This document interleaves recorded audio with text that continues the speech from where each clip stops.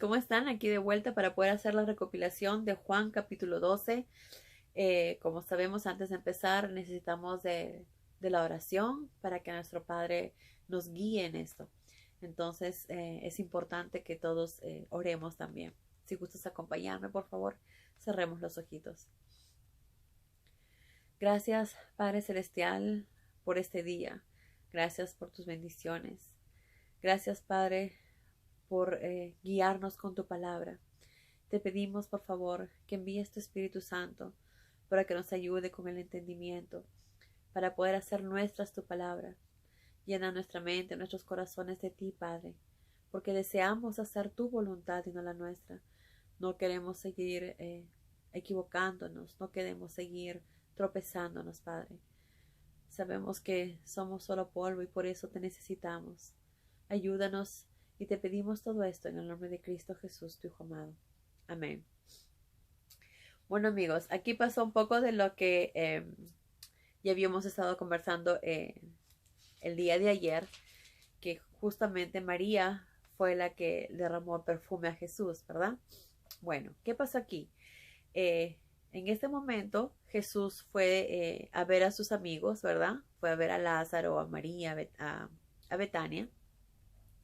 Y entonces, mientras Marta estaba sirviendo y Lázaro estaba sentado en la mesa con Jesús, María tomó un frasco de un costoso perfume de esencia de nardo y lo ungió a los pies a Jesús y luego lo secó con sus cabellos. ¿Era algo que a ella se le ocurrió de improviso? Probablemente sí. Probablemente ni siquiera habría pensado en lo que iba a hacer. Pero esto era algo empujada por el Espíritu Santo. Era algo que tenía que hacer, algo que también ya estaba escrito, ¿verdad? Y entonces ella derramó este perfume costosísimo en los pies de Jesús y luego secó con sus cabellos. Y entonces Judas Iscariote, como sabemos fue el que lo va a traicionar más adelante, se enojó mucho porque dijo ese perfume vale una fortuna, mejor lo hubieran vendido y con ese dinero le daban a los pobres. Pero acá mismo Juan nos explica que no era porque realmente él quería ayudar a los pobres, sino porque como él llevaba las cuentas de todo, los discípulos, de todo el dinero, él muchas veces guardaba dinero y robaba dinero para él, ¿no? Y acá nos dice, no era que él se preocupara tanto por los pobres, sino que manipulaba los fondos del grupo y muchas veces sustraía dinero para usarlo en beneficio propio. ¿Qué quiere decir? Que robaba a ellos mismos, a sus propios amigos, para guardárselo para él mismo, ¿verdad? Entonces Jesús le dijo, déjenla, ella está haciendo esto en preparación para mi entierro. Lo estaba preparando para el día en que Jesús tenía que morir.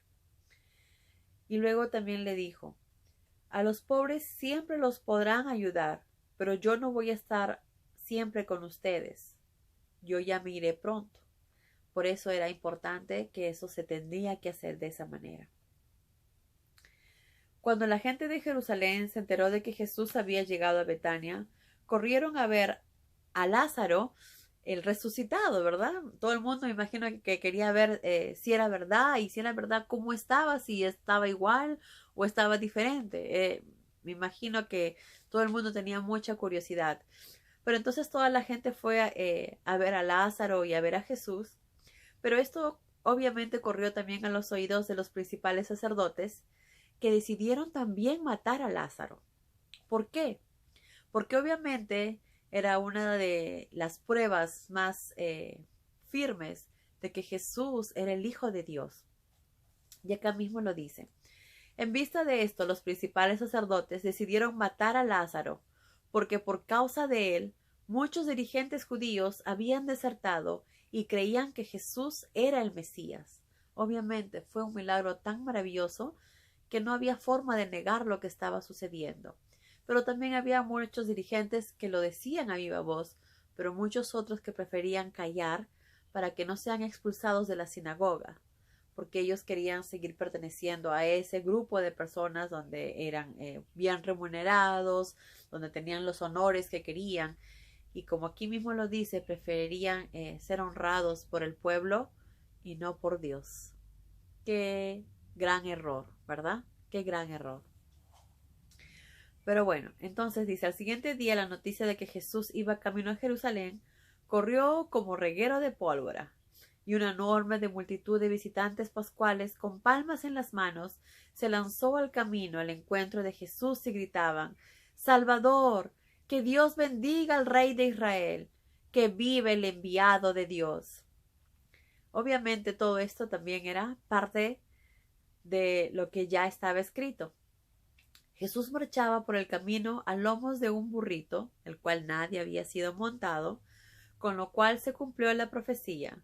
No temas, pueblo de Israel, porque tu rey vendrá a ti sentado humildemente sobre un burrito. Y así cada una de las profecías que estaban marcadas y estaban escritas fueron cumpliéndose delante de los discípulos y delante de muchas personas que estaban ahí, muchos de los cuales no se daban cuenta de lo que estaba sucediendo hasta después de la muerte de Jesús, que recién comenzaron a darse cuenta cómo se habían cumplido cada una de las profecías delante de ellos mismos. Pero luego, ¿qué pasó? Algunos de los que estaban entre la multitud, que habían presenciado cómo Jesús llamó a Lázaro de entre los muertos y lo resucitó, lo contaban a viva voz, ¿verdad? Contaban a todo el mundo el maravilloso milagro que Jesús había hecho, lo cual hizo que muchos escribas y muchos judíos se convirtieran y creyeran en que Jesús era realmente el Mesías. Pero como ya dije, había muchos otros que preferían callar. En eso aparecieron unos griegos, y vamos a leer lo que dice aquí. Algunos griegos que habían ido a Jerusalén para asistir a la Pascua se acercaron a Felipe de Betsaida y le dijeron, Señor, queremos conocer a Jesús. Obviamente eran personas de buen corazón y de una fe inmensa también, porque ni siquiera conocían a Jesús, pero habían escuchado probablemente de muchos de sus milagros y no tenían ninguna duda de que Él era el Mesías, ¿verdad? Por eso querían conocerlo. Él le respondió que ya había llegado la hora de regresar a la gloria y que tendría que caer y morir de la misma manera que muere el grano del trigo que cae en el surco. Si no muero, añadió, siempre estaré solo, pero mi muerte producirá muchos granos de trigo en abundante cosecha de vidas nuevas. Sabemos que la muerte de Jesús tenía un propósito y que todo ya estaba escrito y que era justamente para salvar a los seres humanos y que tengan vidas nuevas, como Jesús acá lo dice, y que era importante su muerte.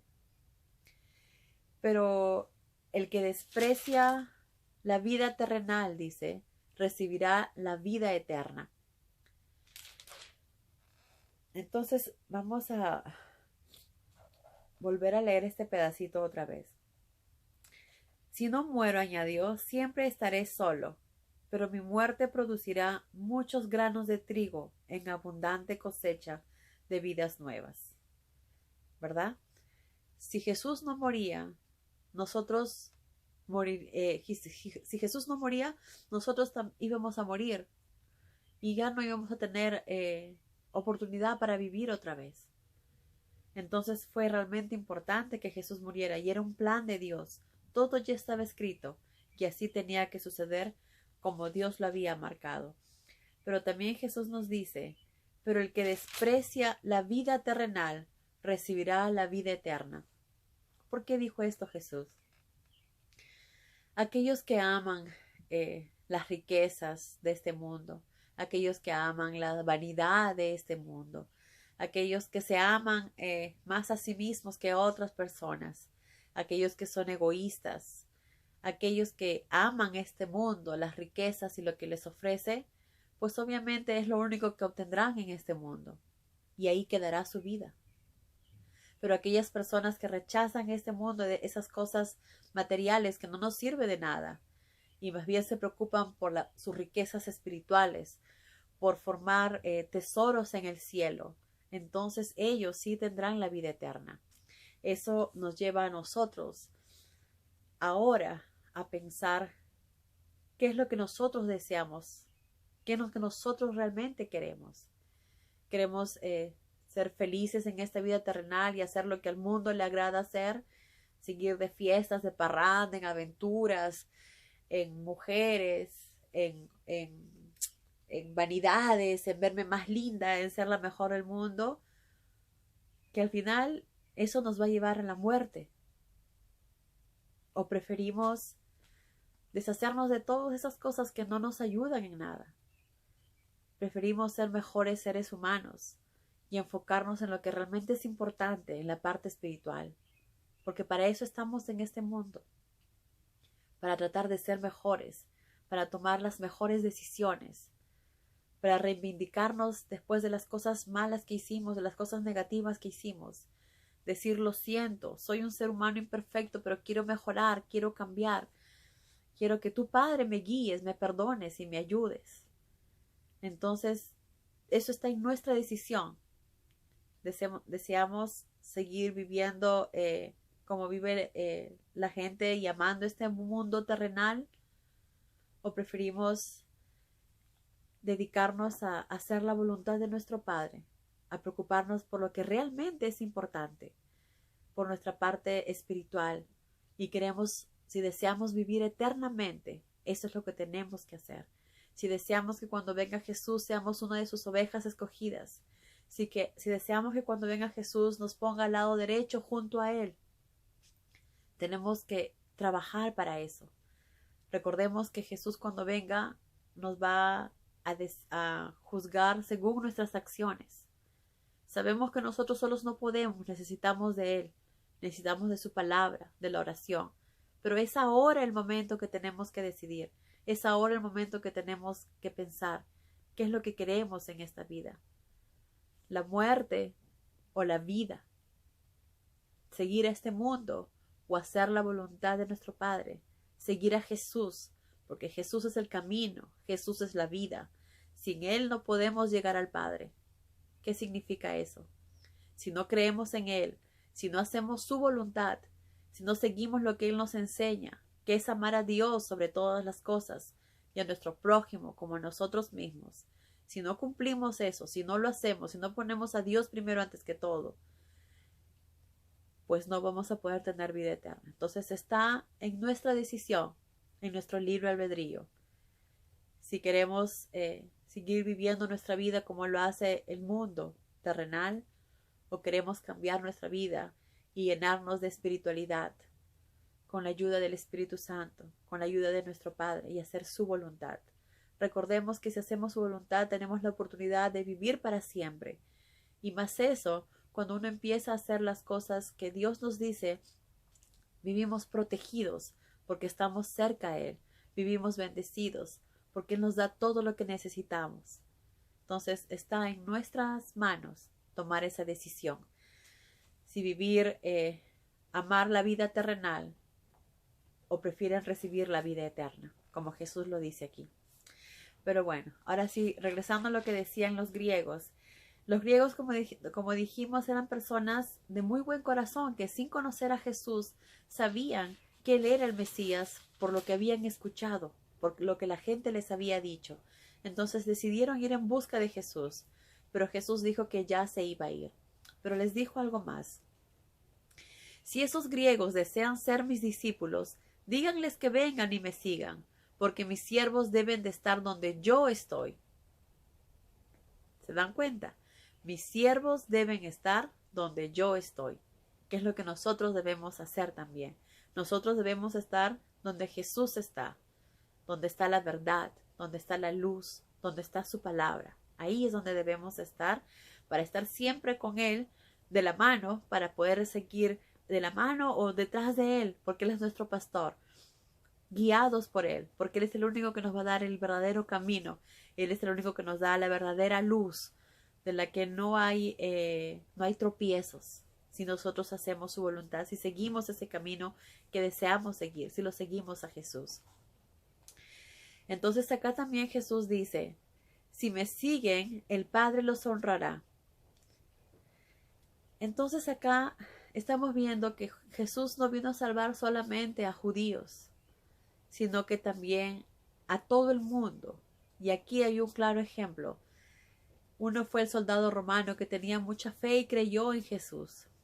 Otra fue una señora que creo que también era de otro pueblo lejano, que tenía una fe extraordinaria. Y ahora otra prueba más de dos griegos que sin conocer a Jesús sabían que Él era el Mesías. Y así lo hicieron. Jesús les dijo que si ellos deseaban ser sus discípulos, que los siguieran. Y así fue. Esos griegos decidieron seguir a Jesús y ser uno de sus discípulos. Creo que esto es algo importante que debemos aprender nosotros, que no debe haber dudas en nosotros, solamente claridad, tener la seguridad y la certeza de lo que queremos hacer. Queremos hacer el bien, queremos seguir a Jesús, queremos mejorar nuestra vida. Entonces, así como los griegos tomaron la decisión y no tuvieron dudas, caminaron desde muy lejos, pero sabían que Él era el Mesías, sabían que ellos querían seguir al Mesías, y así lo hicieron. Después de esto, Jesús dijo, recordemos que llegaba pronto el momento de su muerte, y Jesús estaba muy mal, se sentía bastante mal, y así lo dijo. En este momento tengo el alma profundamente turbada. ¿He de orar acaso, Padre, sálvame de lo que me espera? No, porque para eso vine. Padre, glorifica y honra tu nombre. Entonces, Dios habló del cielo. Una voz del cielo dijo, lo glorifiqué y lo volveré a glorificar. Lo glorifiqué y lo volveré a glorificar. Qué maravilloso. Dios mismo habló. Obviamente, algunos escucharon y otros no. Solo aquellos que tienen humildad de corazón, que ven las cosas como Jesús las ve, con la espiritualidad, tuvieron la oportunidad de escuchar. Claro, quizás no creían que era Dios, pero dijeron, al escuchar aquella voz, algunos de los presentes pensaron que tronaba. Obviamente los de duro corazón, que no pudieron escuchar las palabras de Dios. Pero otros, en cambio, afirmaban que un ángel le había hablado a Jesús. Otros sí escucharon la voz de Dios. Esa voz habló para beneficio de ustedes, no para beneficio mío. ¿Por qué dijo esto Jesús? Porque, claro, Jesús ya conocía a su Padre. Los dos se conocen muy bien. Entonces, lo que dijo Jehová no fue para beneficio de Jesús, sino para que todos oyeran y se dieran cuenta que Él era el Hijo de Dios, su Hijo amado. Entonces también Jesús dijo, al mundo le ha llegado la hora del juicio, y a Satanás el principio de este mundo, la hora de la derrota. Perdón, el príncipe de este mundo. Al mundo le ha llegado la hora del juicio, y a Satanás el príncipe de este mundo, la hora de la derrota. Desde ahí, como sabemos, Satanás sabía que tenía muy poco tiempo, y por eso comenzó a hacer muchas más maldades en este mundo, y es lo que está tratando de hacer hasta el día de hoy. Está tratando de llevarse más almas. Recordemos que a cada ser humano, él no va a atacar de la misma manera. Aquel que es alcohólico, obviamente lo va a atacar a través del alcohol. Aquel que ama a sus hijos, lo va a atacar a través de sus hijos. Aquel que ama el dinero, le va a proporcionar más abundancia para que se aleje de Dios. Entonces tenemos que tener mucho cuidado, tenemos que estar alertas, porque Satanás siempre va a estar listo para poder llevarnos hacia Él, arrastrarnos hacia Él. Pero recordemos que no estamos solos, tenemos a nuestro Padre, y si nosotros permanecemos siempre al lado de Él, como buenas ovejas, nuestro pastor nos va a proteger siempre, y nos va a alejar de toda tentación, de toda maldad. Pero si nos alejamos, si queremos descubrir más cosas, si nos alejamos, pues el lobo la puede atacar y matar a la ovejita. Entonces tenemos que tener mucho cuidado con eso y estar alertas a cualquier cosa que nos quiera alejar de la palabra, que nos quiera hacer algo que va en contra de lo que Jesús nos enseña, que va en contra de lo que Dios nos dice. Estemos atentos a siempre hacer su voluntad. y no lo que nosotros creemos que es correcto, sino lo que nuestro Padre, lo que Jesús nos enseña y nos enseña con mucha claridad. También Jesús nos dice, con estas palabras estaba indicando cómo habría de morir. Cuando me alcen en la cruz, atraeré hacia mí a todos los hombres. Y así fue, ¿verdad? Gracias a que Jesús murió, todos tenemos la oportunidad de vivir para siempre. Tenemos la oportunidad de hacer su voluntad, de ser atraídos hacia Él. Mi luz brillará entre ustedes solo un poco más de tiempo, les respondió Jesús. Caminen en ella mientras puedan, vayan a donde quieran ir antes que los envuelva la oscuridad, porque entonces será demasiado tarde para encontrar el camino. Mientras la luz esté con ustedes, crean en la luz para que se conviertan en portadores de luz. Jesús sabía que el tiempo que le quedaba era corto. Por eso trataba de enseñar lo más que podía y llenarles de verdades a la gente, para que se dieran cuenta de quién era Él en verdad y que pudieran alejarse del mundo y acercarse a Jesús. Al terminar de hablar, se apartó y se escondió de ellos. A pesar de los milagros que había realizado, la mayoría no creía que Él era el Mesías. Pero esto no es algo extraño, porque el profeta Isaías había profetizado: Señor, ¿quién nos creerá? ¿Quién aceptará los asombrosos milagros de Dios como prueba? Aquella gente no podía creer porque Isaías también había predicho: Dios les cegó los ojos y les endureció el corazón para que no puedan ver ni entender, ni volverse hacia Él en busca de salud. Isaías habló así de Jesús porque contempló una visión de la gloria del Mesías. Pero todos se preguntarán, ¿pero por qué Dios hizo eso? ¿Por qué no dejó que las personas, que todos pudieran entender y comprender? Bueno, como sabemos, Dios es perfecto y sus tiempos son perfectos. Si esas personas quizás hubieran tenido la oportunidad de entender lo que Jesús decía, probablemente más adelante hubieran cometido muchos más errores y se hubieran alejado de Él, porque no era el momento indicado para que ellos supieran las verdades. Recordemos que cada ser humano tiene un proceso y un tiempo. No todos entendemos y comprendemos la palabra cuando tenemos 10 años o 15 años o 20 años o 50 años. Cada ser humano tiene un proceso de entendimiento diferente y Dios sabe los tiempos perfectos para cada ser humano. Él sabe que ahora es nuestro tiempo, ahora es nuestro momento de entender las verdades, ahora es nuestro momento de ver las cosas como Él las ve, ahora es nuestro momento de abrir nuestra mente, de abrir nuestro corazón. En ese momento no era momento de ellos, pero ahora es el momento de nosotros. Recordemos que todo ya está escrito y que Dios sabe cuándo es el momento correcto para nosotros. Ahora nos está dando las verdades, ahora nos las está enseñando, porque ahora es el momento correcto que todos sepamos la verdad. Antes no era el momento. ¿Por qué? Porque como dije, esas personas no estaban preparadas. De nada les hubiera servido que aprendan en ese momento, porque después probablemente se hubieran olvidado. Entonces, recordemos que todo lo que nuestro Padre hace es perfecto.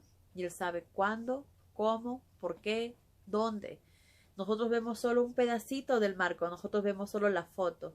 Pero nuestro Padre ve todo el paisaje, todo completo, lo que va a suceder. Recordemos, por ejemplo, lo que le pasó a José. José tenía sueños donde le decían lo que iba a hacer.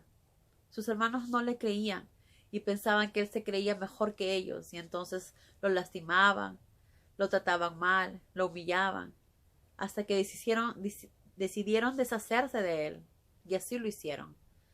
Pero eso no fue algo que también quizás ellos hubieran querido, sino todo fue un propósito que tenía que ser así, porque Dios estaba usando a José. José no sabía de eso, José no sabía lo que venía, pero su fe jamás bajó. Él confiaba en Dios. Pasó cosas muy difíciles José, tuvo que estar preso, pero aún así seguía confiando en su padre. Sabía que todo era por alguna razón, aunque muchas veces él no lo entendía. Y la razón fue que él tenía que salvar a su propio pueblo. Y así fue. Igualmente hay cosas que nosotros quizás no entendamos, pero recordemos que para nuestro Padre perfecto todo ya está trazado, todo ya está escrito, pero Él nos da la oportunidad a